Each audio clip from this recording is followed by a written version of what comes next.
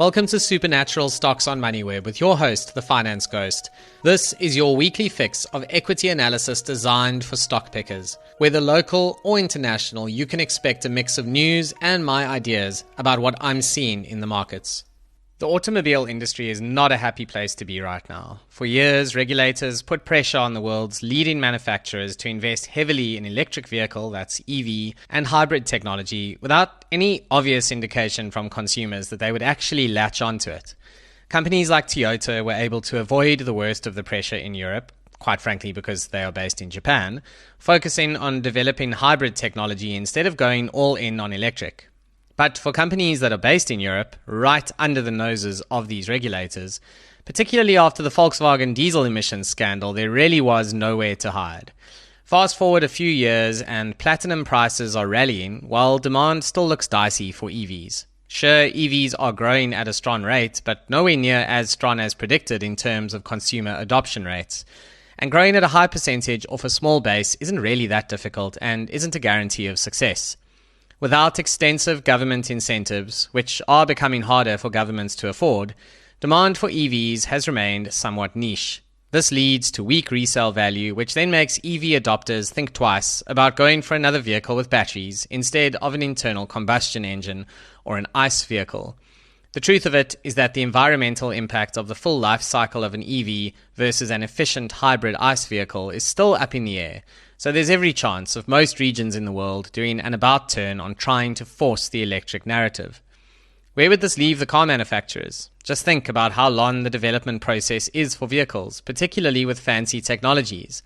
And at a time when the traditional Western names have been trying to develop new features to convince consumers to buy their costly products, the Chinese have been figuring out how to build compelling competitors at much lower prices.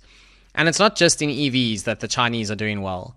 All you have to do is look around you on South African roads at the plethora of Chinese vehicles, almost all of which are ICE vehicles, at least here. None of these conditions are exactly supportive of the auto industry outside of China, as confirmed by recent earnings releases. We begin with Tesla, which I've been bearish on throughout the pandemic and its aftermath. Unless you bought during the pandemic itself, and certainly before that, the share price has been choppy and you probably haven't had the wonderful outcome that so many believed would happen. Tesla is the grass that got trampled while the elephants were fighting, and the elephants in this case are of course Elon Musk and Donald Trump. Musk's very public love affair and then subsequent falling out with President Trump hasn't exactly helped.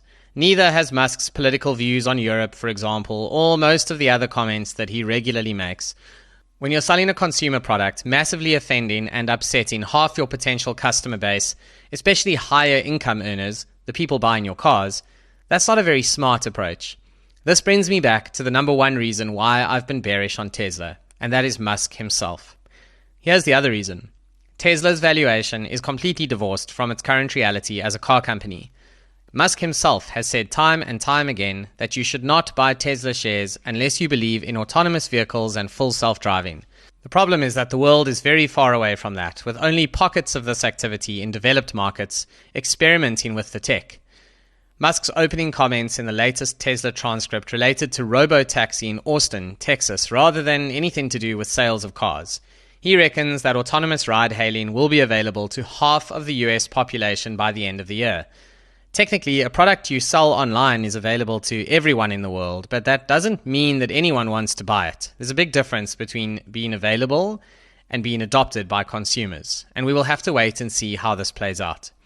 It's incredible that Musk even talks about the energy business and the Optimus technology, and even the opening of a Tesla diner before they actually get around to talking about cars.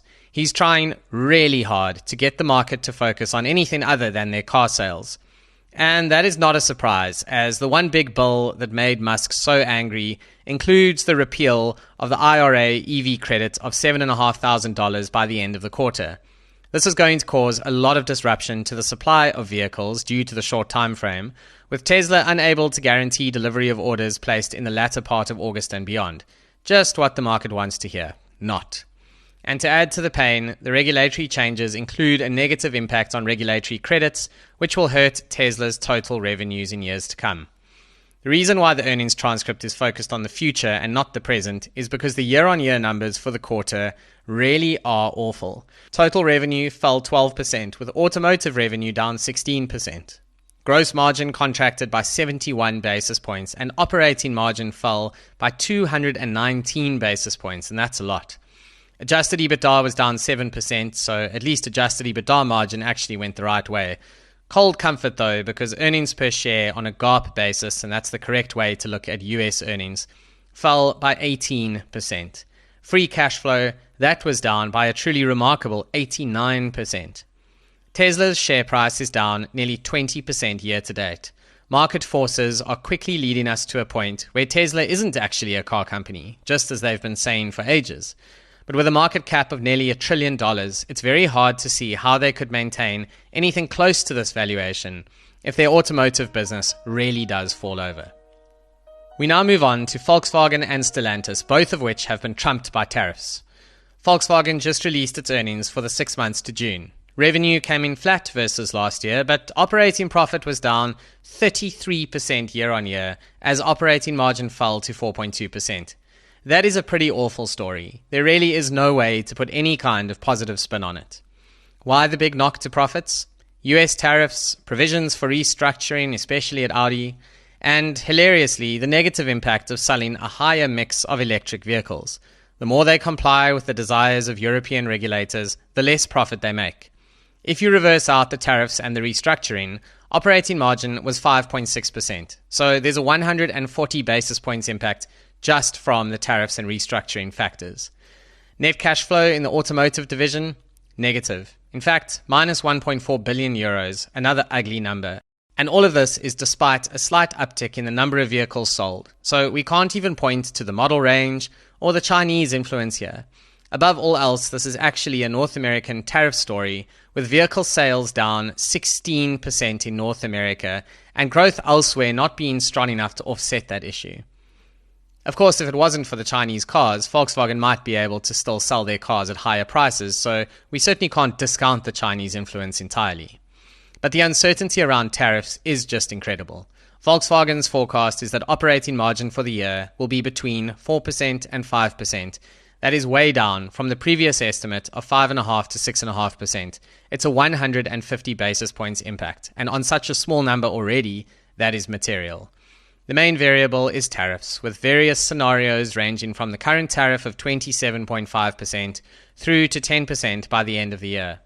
It is somewhat surprising that Volkswagen common stock is up around 13.5% year to date in this context. That share price is definitely benefiting from some of the positive sentiment towards Europe in general. Poor Stellantis certainly cannot say the same, with the share price down 34% year to date. The company suspended its earnings guidance in April, and they've now held their call for the second quarter earlier than usual, coinciding with the release of shipment data, with the reason being that although their shipment volumes were largely in line with expectations in the market, there is a significant divergence in terms of profitability and cash flow. Despite having revenue of 74.3 billion euros for the first half of the year, they could only manage adjusted operating income of 540 million euros. And once you take off a whopping 3.3 billion euros for charges like impairments and then still taxes and other adjustments, you reach a net loss of a whopping 2.3 billion euros. Now, you're probably thinking that at least those charges aren't necessarily a cash flow item, so perhaps the balance sheet was fine. Alas, the free cash outflow was a rather hideous 3 billion euros. The tariffs did play a role here at Stellantis, but only to the tune of about 330 million euros. There were other much larger issues like forex impacts of 1 billion euros thanks to the stronger euro and the fact that Stellantis enjoys most of its relative strength in markets like South America. And due to the timing of tariffs, the tariff issue is going to have a bigger impact in the second half, so Stellantis better hope that some of the other issues calm down. It's a poor set of numbers that raises even more questions about the survival of Stellantis overall. They expect a much better cash flow performance in the second half, something that the market will watch closely. And overall, even with decent volumes, these European car companies, and all we've used here are Volkswagen and Stellantis as examples of the broader sector, they're all taking strain. And you can imagine what this would look like if volumes also came under serious pressure, just like we are seeing at Tesla. This sector remains absolutely jam-packed with risk. There's no such thing as an opportunity without risk, and these are merely my opinions on the stocks covered herein. Make sure that you do your own research, form your own views on the market when doing anything in your portfolio. Nothing in supernatural stocks should be taken as advice.